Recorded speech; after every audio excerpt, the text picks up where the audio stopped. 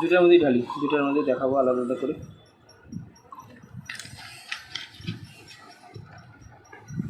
লবণই লবণ,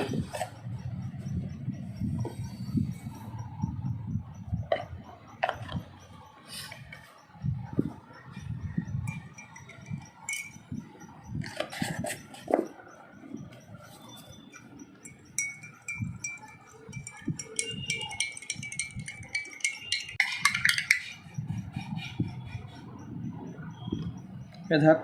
এইবার এটার মধ্যে আমি নিই মাটি। কি দিনকাল পড়ে গেছে, মাটি চামচ দিয়ে উঠে যাচ্ছে।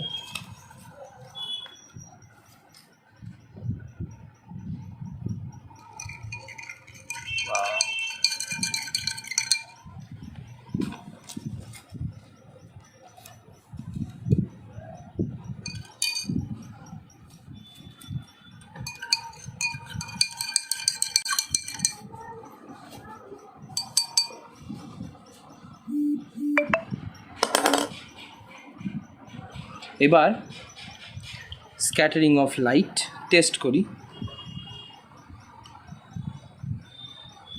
অফ করলে কোনো এত ক্লিয়ার।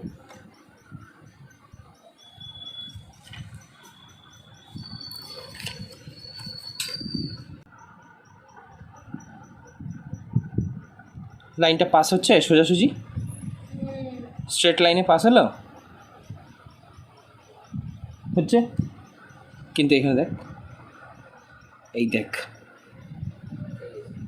এটা পাস হচ্ছে নাকি গোটা সলিউশনটাকে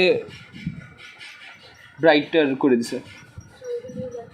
গোটা সলিউশনটা না, আর এখানে দেখ পুরো পাথটা ভিজিবল, মানে এখানেই তো লাইটের পাথটা ভিজিবল হয়, কিন্তু এখানে কি লাইটের পাথটা ভিজিবল হতে দেখতে পাচ্ছিস তোরা?